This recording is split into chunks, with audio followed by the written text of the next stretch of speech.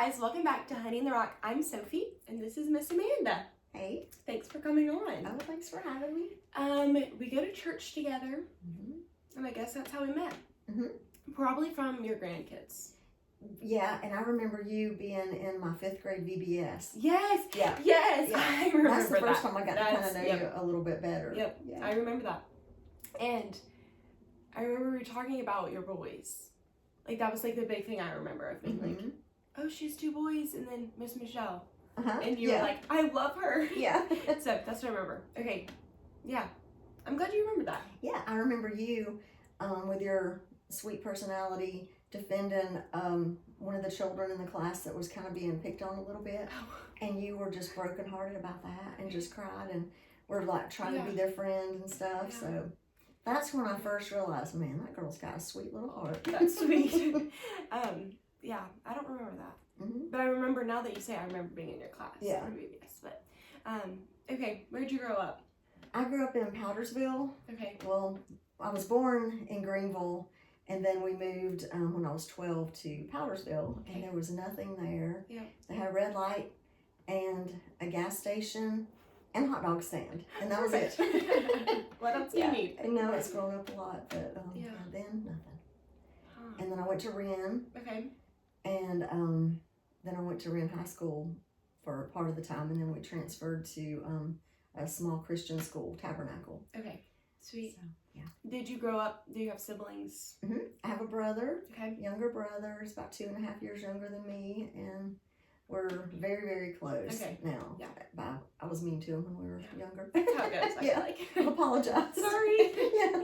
And now we're friends. Yeah, now we're best friends. Yeah, that's really sweet. And then did you grow with both of your parents? Okay, yes. Sweet. Yeah.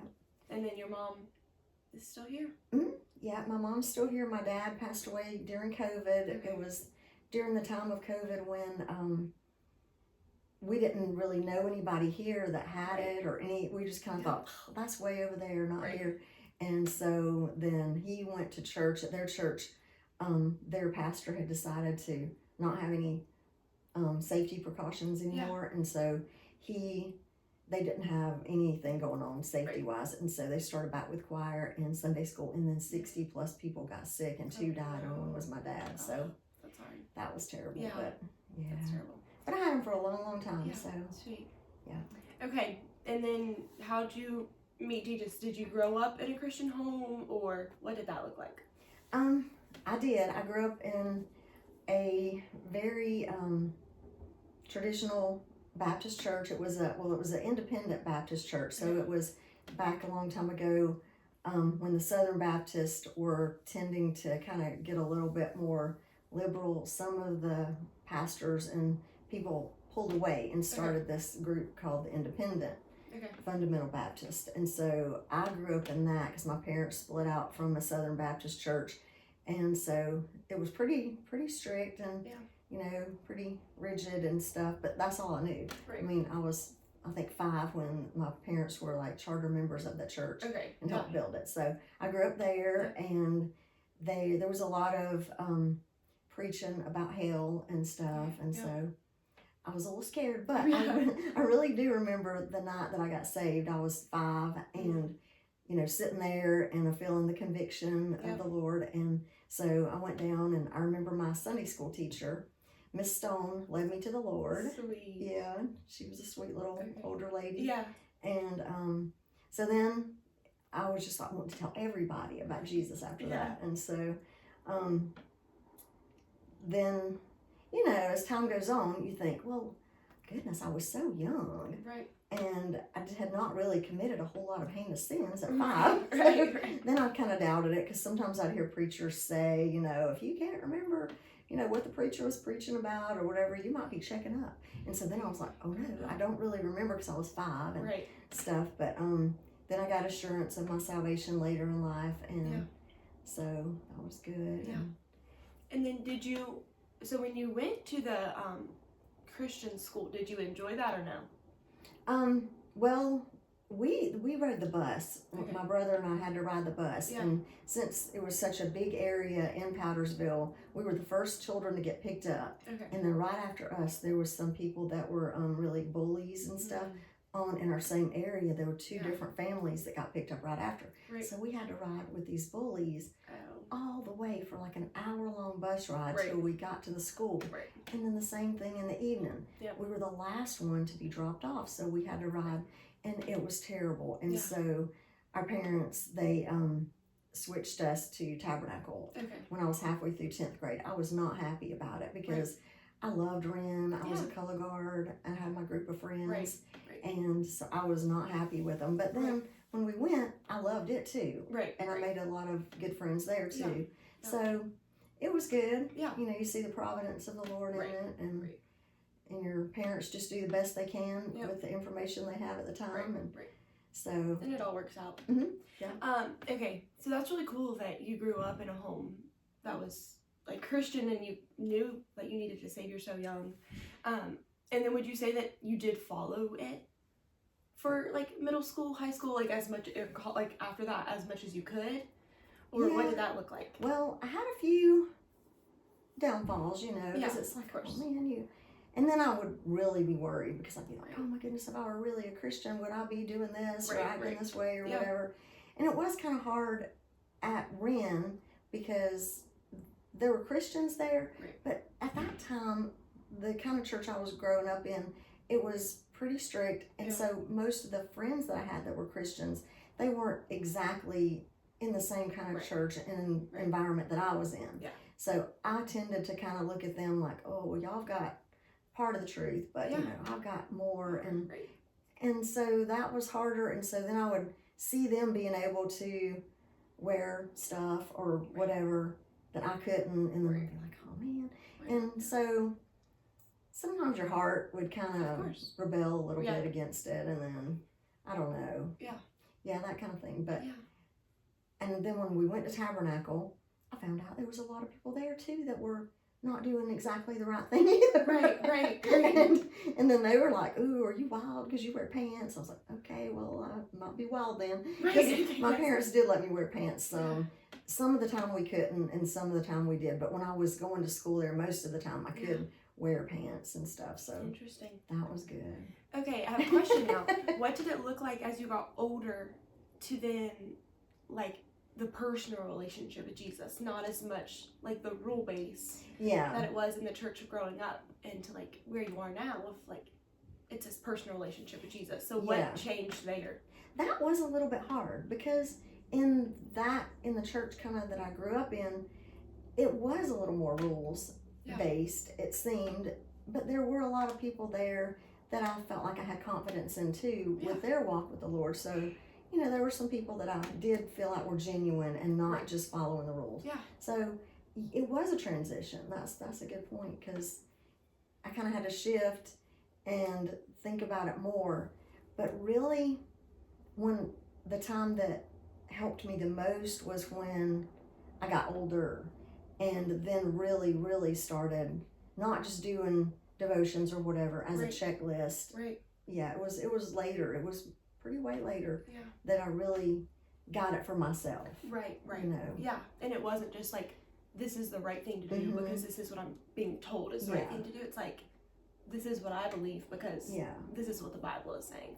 Yeah, and a lot of mine was fear-based because I was kind of like, oh man, I need to witness. I need to be a witness for the Lord because all these people are dying and going to hell, which is true. Yes.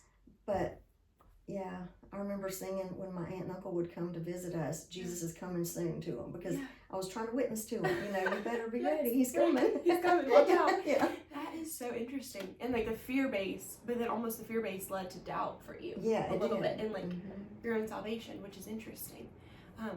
And I think I probably younger also was fear based of being like, well, this is the two options. Yeah. Because I believe there's heaven and hell. So which option I'm going to take? And being like, okay, like I want Jesus. I don't want to go to hell. And then like slowly as I get older and I know I'll keep growing in that, the learning of being like, oh, it's not just a get out of hell free card. It's I want to follow Jesus with my whole life. Okay, when did you meet Tim? Okay, so everything rocked along and just growing up and everything. And I had dated this guy, and we were supposed to get married, and then he ended up married my best friend instead. Oh my! Yeah. Oh, what? Yeah. We used to sing together at different churches and stuff. Yeah. And it was our pastor's daughter, and we were really good friends. And yeah. So anyway, I didn't know, but they had been seeing each other. It's crazy. I guess he would leave my house and go to her house. I don't know, but anyway. That is like a movie. Yeah. Oh I was my shocked. word. We Yeah. had been together for 3 years, and we were going to get married. I had a ring and everything. Yeah. So anyway, yeah, that happened, and so that threw me into a tailspin because I was just like, oh no, what am I going to do? I thought I had to have a man. I mean, that's another thing about growing up, how I did. Yeah. The ultimate goal in life was to get married and have a family, which was always what I wanted. Right. But I think I wanted it for the wrong reasons, really, because I felt like I'm nothing without a man. Yeah. And so then there I was with no man. Right. And so I went through a while where I dated a lot of guys and just friends and could never find the right guy. Right. And then one night, me and my friend were going to go to this other church to check out their guy selection. Smart. Because our church was so small. I mean, we had 80 people or something. So anyway, we went to this bigger church. And so this friend of mine that I went to school with at Tabernacle, she and her husband were there. And they were like, oh my goodness, we've got this guy we've been wanting to introduce you to. And I was at the time working at a bank. Yeah. And they had already planned on talking, and it ended up being Tim. Right. And he was going to go to the bank the next day to bring in some pennies to meet me, just to kind of. This is awesome. Yeah. So they said, oh, well, let's just call him and see what he's doing. So he was just getting out of church. He went to Hampton Park. Yeah. And so we met and went to the Clock. That's Clock Drive-In on Wade Hampton. That's our first date. Oh. Double date with our friends. Yes. Yeah. That is awesome. Mm-hmm. And the rest is history. Yeah, we dated 6 months. Okay. 6 months. And got married. Yeah. But if you know. Yeah, we knew. We knew. It was weird because we both knew. That's sweet. Yeah. And then 6 months, and you got engaged, or? Well, we met Married. March 16th, and a month or so later, we had the marriage license and stuff, and we got married September 27th. Sweet. So, yeah. That's awesome. Mm-hmm. How long have y'all been married now? 38 years. Okay. That's so exciting. Yeah. That's awesome. Maybe I should try that. Yeah. Start showing up. Just go check out the gas selection. Hello. Sweet. Okay. Then when you guys got married, what did that look like? Following Jesus, did you go to a different church? What did y'all? Okay. This is the thing too. At the church I grew up in, Tim had been divorced. He was married for a short little time, and his wife had cheated on him. Okay. So my preacher that I grew up with, he didn't feel comfortable marrying anybody that had been married before, which I understand that, and it was fine. So, but then the weird thing was, at the time, we found out indiscretions about his life and things that weren't good. Yeah. So I was like, wait, what? Right, a little hypocritical. Yes. Yeah, it was a lot. So we probably would have ended up going to that church that I grew up in if it hadn't been for all that stuff coming out and everything at that time. So we looked for a church on our own, and so we ended up going to Piedmont Park Baptist Church in the area here, and Pastor Cochran, Neil Cochran, he married us, and we started going to church there. Yeah. And so we found our own little church and met some great people, and they just loved on us, and we loved them.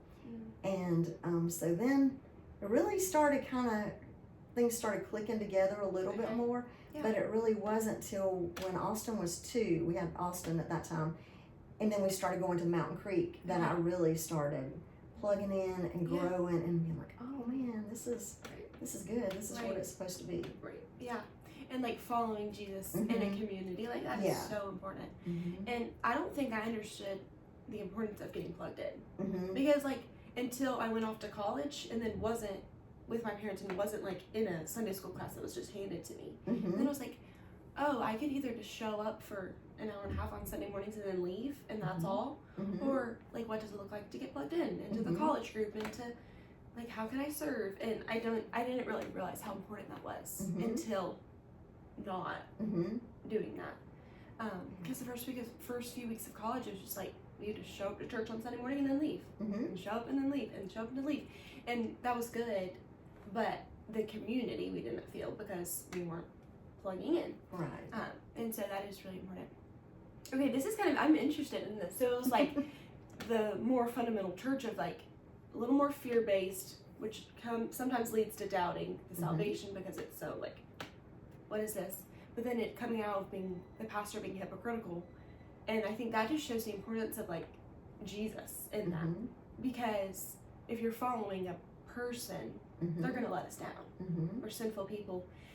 But just the importance of like following the Bible and then finding a church that also follows the Bible. You know, that's really interesting to me. Yeah. And too, I was very plugged in to the church I grew up in. I mean, we were there all the time. Yeah.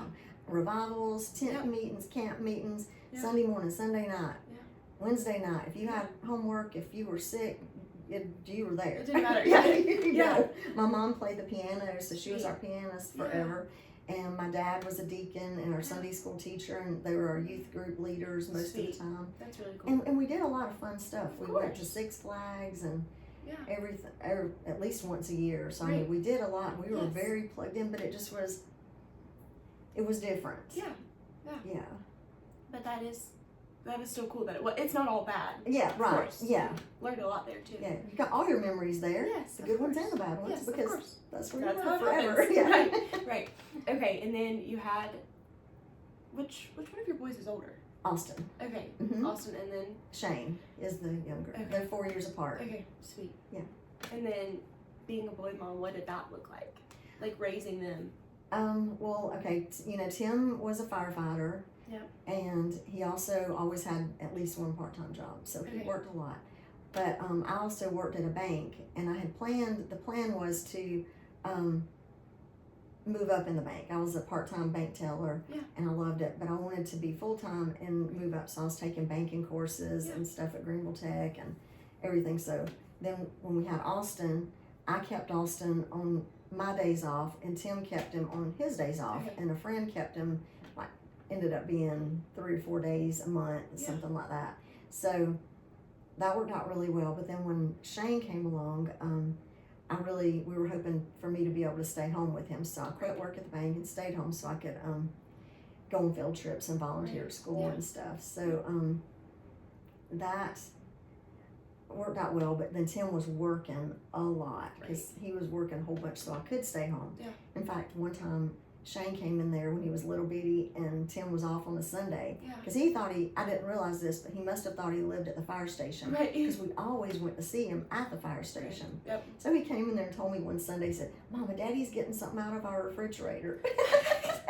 Hey, come on. That's hilarious. And then I was like, "Oh, Tim, you're traveling too much." Right. But anyway, so there was that, and so it was good being a boy mom. I always thought I would have a girl as well, because I was always a prissy, girly girl. Right. So I figured I would have a girl, but I did not. But boys are so fun. Yes. They love their mama. I had really good boys. Now, they did fight a lot. Yeah. Being 4 years apart. That's how it happens. Yeah. But now they're really good friends. But for a while there, it was terrible. Yeah. I mean, the fighting. Please stop fighting. Yeah. But they were really good. Yeah. Otherwise, except for fighting. But they were good, and you have snakes in the house, you have lizards, you have four-wheelers, you do paintball, you do airsoft. It's all the boy stuff, none of the girl stuff. No. And I loved it when their friends would come over. Yeah. They came over as they got older, and I loved that. I loved, making snacks for their friends and letting them hang out. Yeah, hosting them. Mm-hmm. That's sweet. Okay, and you have some verses that you want to share. So where did these come from? Like, why are these important to you? Well, I think I've always had a tendency to lean more toward the verses that talk about, when you're afraid, you can trust in Him and stuff like that, and lean not to your own understandings and all that. Yeah. So, like Deuteronomy 31:8, be strong and courageous, do not fear or be in dread for them, for it is the Lord your God who goes with you. He will not leave you or forsake you. I guess those kind of verses, and then Psalm 56:3 also talks about when I'm afraid, I will put my trust in you. Yeah. And Isaiah 41:10, and that it says, so do not fear, for I am with you. Do not be dismayed, for I am your God. I will strengthen you and help you, and I will hold you with my righteous right hand. So then you think, He's with me. He's my God. He will give me strength. He'll help me. He'll hold me up with His righteous right hand. Right. And so those verses, I guess, I lean more toward those because I did have a lot of fear and stuff. And so, and reminding myself that, he's there, he'll never leave me, help me a lot. Yeah, that's really sweet. And then, like, going back, because for a while, like, when I was fearful, I would try to, like, do everything else to, like, hide my fear. But instead, just, like, bringing it straight to God and being like, I am afraid. Yeah. And then trusting that he does hold me with his righteous right hand, and trusting that. And that's where then your faith comes into being like, okay, I trust that he's got me, and that even when life doesn't look like what I thought it would, he still got me in that. So that's really sweet. Yeah, that's true. And it's neat in the Bible where there's so many verses that talk about that. So it kind of lets you know that, hey, a lot of people deal with this. Right. Because we all have to be reminded of it so often. Right. So that makes you feel like you're not alone in the struggle. Yeah. I'm reading Job right now, and I'm like still at the part where he has not had his breakthrough yet, and he's just like crying out to the Lord, and he's just saying like such harsh things, and I'm just like, whoa. And then being like, why is this in the Bible? Why did God choose to have this be put in the Bible and kept in the Bible? And it's like, because he's not the only person to feel this lost and confused and broken. And like how gracious that is of the Lord to like keep in these harder things in the Bible, and then come along with verses like Deuteronomy and being like, do not be afraid, do not be dismayed, like all these things, because he's there, and just that Lord kept them in the Bible for a reason, because he knew the one person saying it at that time wasn't the only person going to feel that way. Yeah, that's true. So, that's what I think too. It's so neat how all that meshes together.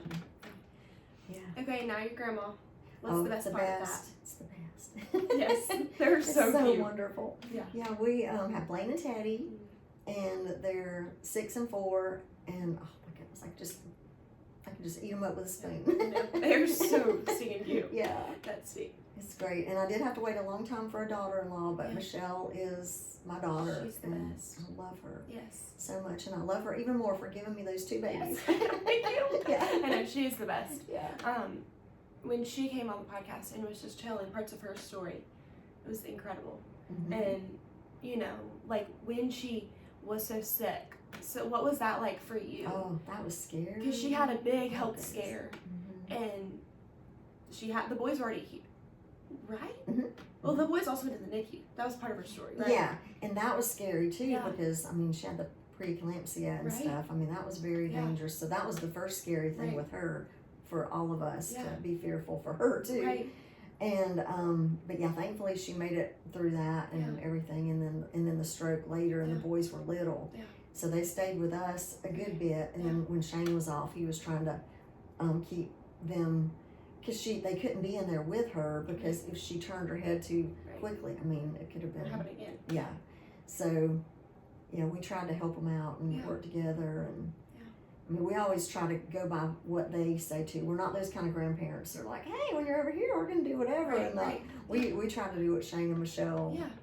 We support them. Yes, of course. Yeah, that's really sweet. Yeah. And then maybe what did that look like as a mom when like your kids are hurting? Like, what did that look like maybe in your prayer life or something?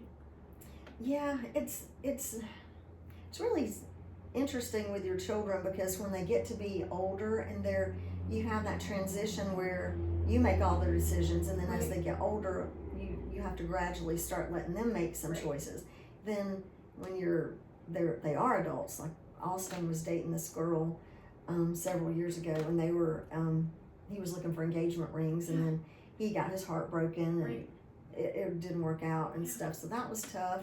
And even before they broke up, we were praying for the Lord to do whatever was needed, and he worked it out, and it ended up that she showed her true colors, and it all worked out. We didn't have to worry. He worked it out. And only he could have done that, because we tried and talked to Austin, but that doesn't always work. They have to see it for themselves when they're adults. So that was the first big challenge as adults that I can really remember. And so that worked out really well. And then this with Michelle and Shane, he had that too. Just, it's so neat how you can remember back on things and then you're like, oh, he had us then, he's gonna have us again. Yep, that is so And he true. always does. He does. Mm-hmm. And whether it ends up working how we thought it would, Right. or hoped it would, Yes. or not, either way, he still's got us. Exactly. And I really think that's sweet, and just how you make yourself available Mm-hmm. to your kids, and even to like your church family. You know, you make yourself available, and then like pray about it, Mm-hmm. and either they're gonna come around, Yeah. and you know you saw what was needed when Mm-hmm. Michelle was sick, and you took the boys, and Mm-hmm. like whatever that looked like.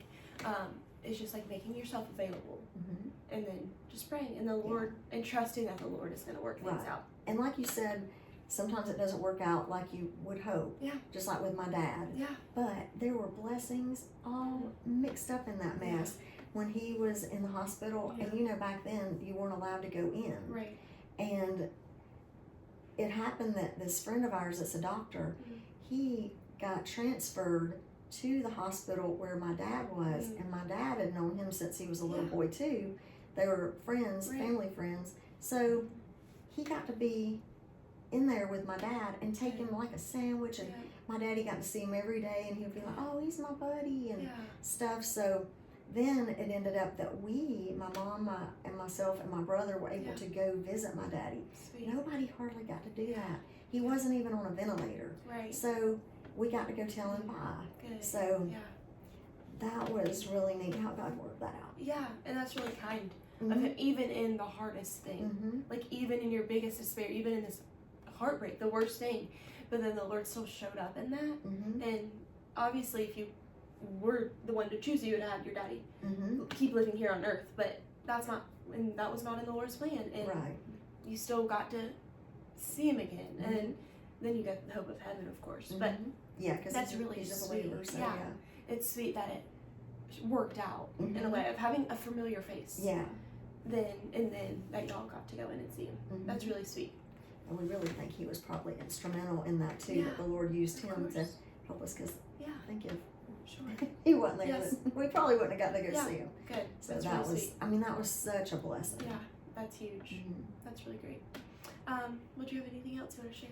I can't think of anything, but I'm just so thankful for my family, because that's Yes. the most important thing. Yeah, to yeah. me. And I do feel like that has like been like the overarching theme of your story though, Mhm. because like even like growing up in a more traditional church Mhm. and like learning there, but then also getting older and realizing like what you actually believe and what's Mhm. really important in following Jesus. But your family was there Mhm. that whole time, Mhm. and then like meeting Tim and not working out so perfectly, and then Mhm. like creating a family with him and having your boys, and Mhm. you know him working really hard outside of the home so Mhm. you could Yeah. work hard in the home with your boys, and then like now being a grandma and getting to love on your daughter-in-law and having your Yeah. boys now is really sweet. Mhm. And then like church family you said was also important, so I think that is like a big theme of your life, of that Mhm. how important family is. Yeah. So yeah. And I love still that. get to do a lot with my mom, and so Yeah, she gets to come over and do stuff with the boys too. Yeah. So she loves that, of Good. course. Yes, of course, that's really sweet. Mhm. And how you can take care of her, Mhm. as she probably took care of you for so many years, Oh, and yeah, now you yeah. can repay a little bit. Yeah. That's really sweet. We're best buds. Yeah, I love that. That's really sweet. Well, thank you for coming on. Okay, well, thank you for Thanks for having sharing me. your story. I enjoyed it. This was encouraging, and just I feel like reminded of a lot of good truths. So thank you Okay, for thank you. sharing that. And thank you guys for watching, and we'll see you next week. Bye.